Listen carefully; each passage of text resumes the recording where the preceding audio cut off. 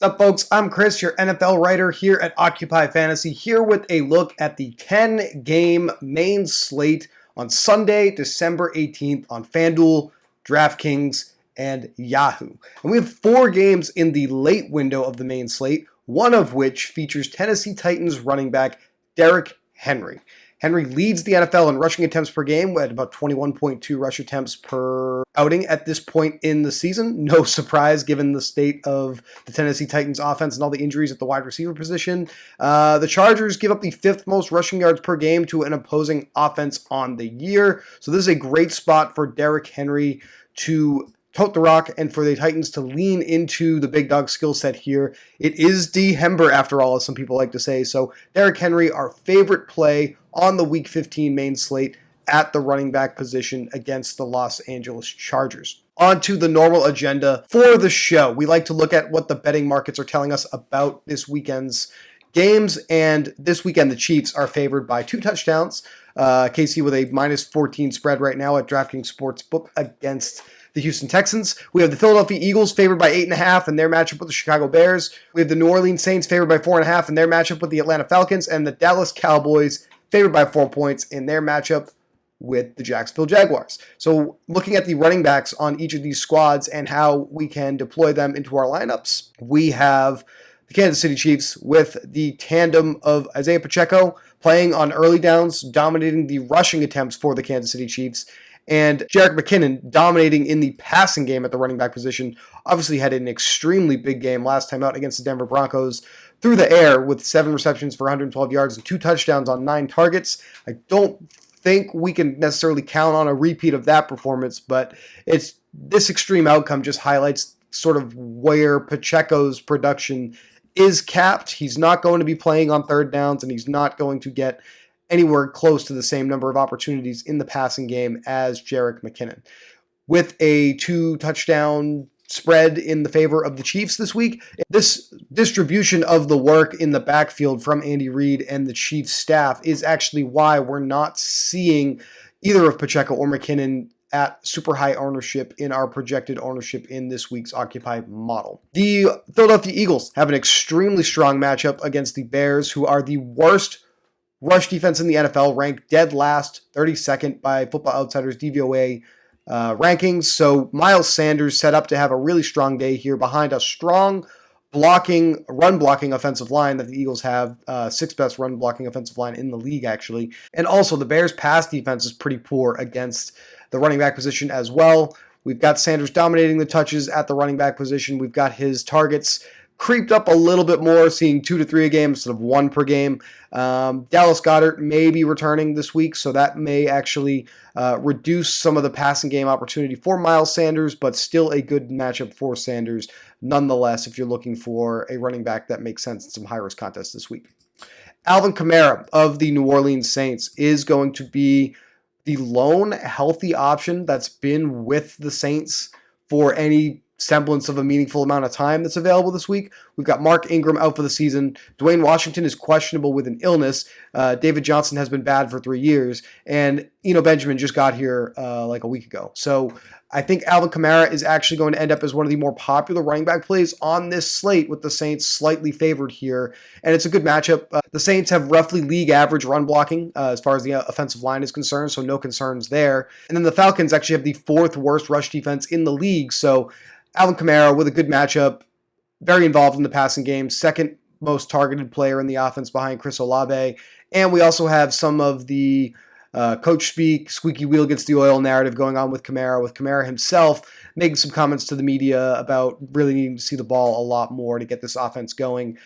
Check out some more information from Nick Underhill on Twitter, who covers the Saints independently for an outlet called NewOrleans.football. Put a lot of stuff out about how the Saints are probably going to be leaning on Kamara this week, a lot more than they have in recent weeks. So a very popular play this week that probably makes a ton of sense in low-risk lineups. Dallas Cowboys favored by 4 against the Jacksonville Jaguars. That means we once again have the two-headed monster of Ezekiel Elliott on early downs near the goal line, and Tony Pollard spelling Elliott and being a little bit more involved in the passing game as options here against the Jaguars. The Jaguars are a below average rush defense, slightly above average defending running backs in the passing game.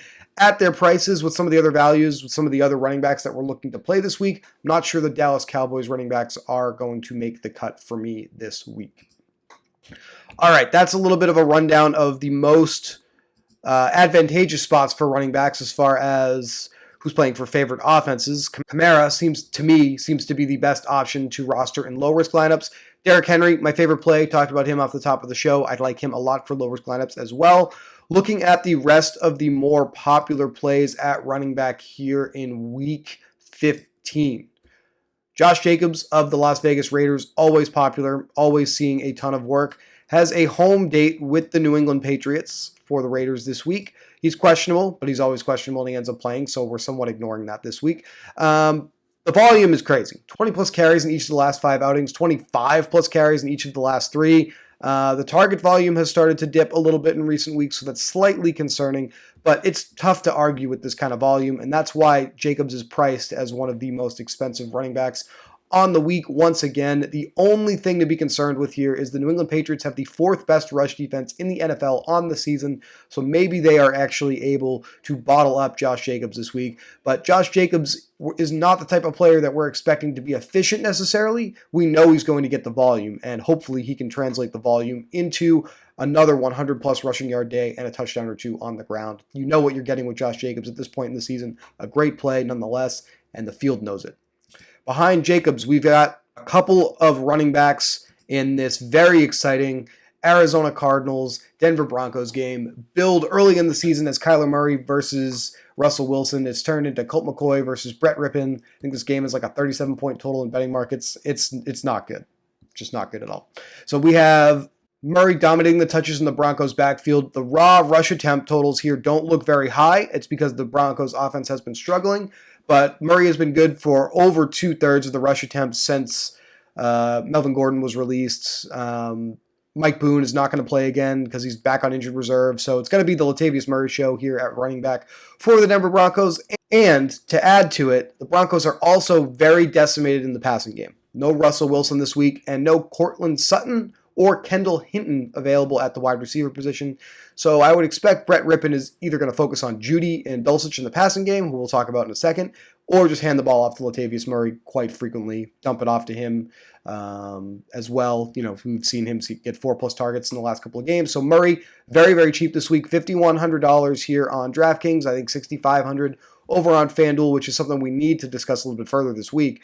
Murray going to be interesting as a punt at the running back position. James Conner's share of Arizona's touches in the backfield has absolutely ballooned in recent weeks. And now that we don't have Kyler Murray to worry about as, taking away some of the rush attempts for this offense, we know that James Conner is going to get virtually all of them. Keontae Ingram is really not a factor.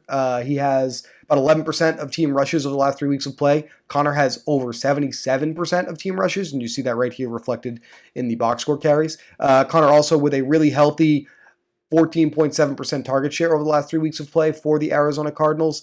McCoy not running as much as Kyler. Conner still playing every snap, dominating touches out of the backfield in an offense that may lean on him a little bit more because the passing game isn't going to be as effective without Kyler Murray. In a really good spot here against the Broncos, just purely as far as volume is concerned. Just $6,900 here on DraftKings and $7,200 over on FanDuel, where I think he's going to be very playable in tournaments this week. Finally, we have Bam Knight here with the Jets, who has taken over the backfield in recent weeks. Only 3 games he's played, but he's got 14+ carries in each of those games and has been relatively efficient with his work. Not a ton of volume in the passing game, but enough volume for us to be happy with. Look at this price, $5,300 here on DraftKings, $7,200 over on FanDuel. I think you're not going to argue with the roughly 15 to 20 points you're going to get out of Bam Knight in his matchup with a really poor rush defense. The Detroit Lions still rank in the bottom 5 defending the run, and they are slightly below average defending the running back in the passing game. So Bam Knight could actually be another play in this cheap range right around Latavius Murray and on both sites that ends up being kind of interesting to consider. And then you can't wrap up talking about the running back position without talking about the number 1 ranked running back in the Occupy model for tournaments this week. It's Travis Etienne Jr. with the Jacksonville Jaguars. The biggest problem with playing him this week is the Dallas Cowboys have the best rush defense in the NFL, and he's not necessarily getting the volume in the passing game. Just 3 targets over the last 3 weeks total, and they all came in one game that they lost by 26 points to the Detroit Lions. Etienne has not had a big game in over a month, but the snaps and the volume are still there, save the Week 12 game where he left with a foot injury. So Etienne going to be interesting to consider in Week 15. Tournament lineups. Looking at the highest totals on the board, we have the Chiefs visiting the Houston Texans, favored by 14 points. The game also has the highest total on the board at 49. Patrick Mahomes at the quarterback position looks like he's going to be one of the most popular quarterbacks on the slate, so you probably want to play Patrick Mahomes in your low-risk lineups this week if that's your thing. We have the Philadelphia Eagles and the Chicago Bears with a 48-point total. Dallas and Jacksonville is up to a 48-point total, and the Chargers and the Titans are up to a 46-point total in betting markets this week. Low-risk lineups at the wide receiver position, looking at the most popular plays on the board. Always exciting when we have a 14-point underdog that we have to spend a little bit more time analyzing. Brandon Cooks and Nico Collins are not going to play for the Houston Texans. Chris Moore, who was manning the slot a little bit earlier in the season, has actually kicked a little bit more outside. So looking at some of the snap data at wide receiver without Cooks and Collins available in Week 14, what we saw the Texans do is deploy Philip Dorsett and Chris Moore as the primary wide receivers in 2 wide receiver sets. And we saw Amari Rodgers, the former Green Bay Packer, actually take over most of the slot duty at the wide receiver position when they had 3 wide receivers on the field. So Moore is going to have a big role as far as snaps are concerned. Volume should be there once again from Davis Mills and Jeff Driscoll against the Chiefs. And if they're chasing points, they're going to be throwing this ball all day long.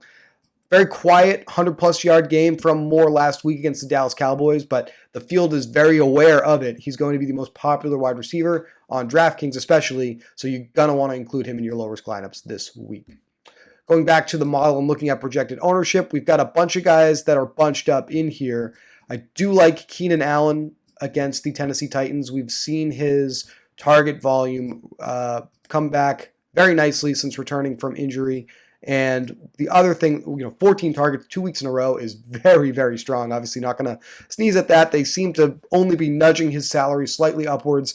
$6,800. If this was Amon-Ra St. Brown, who we've been playing for weeks, we'd be all over the spot. So just think of it that way. He's absolutely the main weapon in this offense for Justin Herbert. The other thing to keep in mind here with Keenan Allen, not only are the Chargers actually facing an extremely bad pass defense from the Tennessee Titans, they're also extremely injured. If you look at the Titans injury report, there's at least 4 defensive starters that are going to be out this week for the Titans. I've seen some Titans beat reporters referring to as many as 7 Titans defenders are going to be out in this game. So the Chargers passing attack is in a really strong spot, and it's going to go through Keenan Allen.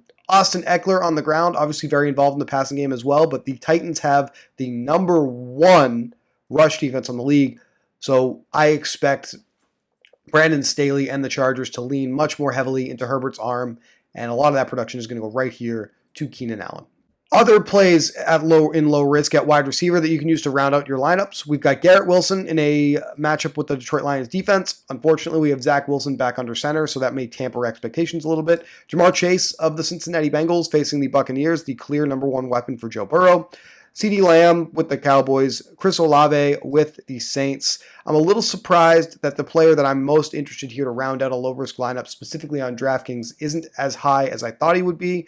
But Elijah Moore with the New York Jets is going to be probably one of the more popular plays as far as a quote-unquote trash play or a punt is concerned, because we're going to have no Corey Davis. He's been ruled out this week. We've seen more snaps and routes increase, 10 targets last week against the Buffalo Bills, and his price is just $3,600. I do think these are 3 guys you're going to see played very heavily in low risk this week. At the tight end position, it's still Travis Kelce or bust. I don't think we need to play him if we're playing Patrick Mahomes, because we've already got him in there, and hopefully the Kelce production isn't outrageous and we get it through Patrick here. So I think we lean into, once again, too cheap, Greg Dulcich at the tight end position for the Denver Broncos without 2 of the top weapons in the passing game, Sutton and Hinton. So I think Dulcich going to be in line for big work again. The number 1 defense in the Occupy model this week is the Carolina Panthers. We got $5,600 here to finish off a low-risk lineup, and I think that is plenty of room to get where we want to go. With the 3rd running back, especially looking at some of the cheap options that I discussed off the top of the video, I think we have enough to get there.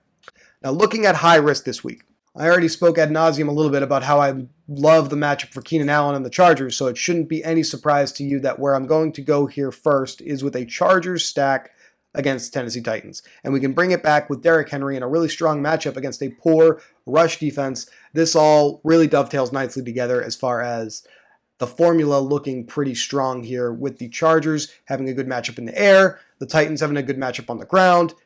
Pretty straightforward way to stack this game, I think, with the Chargers. I don't have as much interest in using Ryan Tannehill and stacking the Titans passing attack. I prefer to use Derrick Henry and stack the Chargers around him.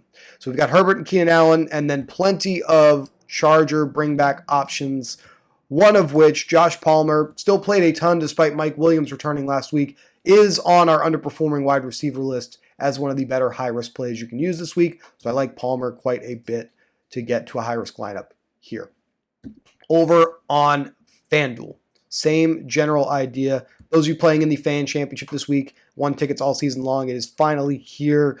We got Justin Herbert at the quarterback position. We can use Keenan Allen at wide receiver, Joshua Palmer, underperforming wide receiver. We still have 56.60 per player remaining.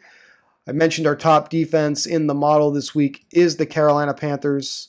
One of my favorite mini stacks to include around your game stacks this week is this Broncos and Cardinals game. I know it's a low total, but we have clear volume for Greg Dulcich at tight end and James Conner at the running back position as well. 56.50. Well, there's ways to finish this thing off here on FanDuel. Obviously playing in a big tournament, we're all trying to take it down, but this is my favorite way to play the slate on both DraftKings and FanDuel this week.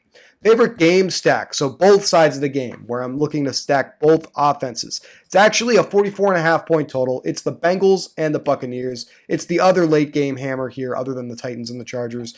And I do think we have plenty on the board here to get it done. On the Buccaneers side, Tom Brady and the Buccaneers have not had the best season, but it has given us a situation where all of his weapons are priced modestly. Chris Godwin dominating in the passing game as far as opportunities are concerned.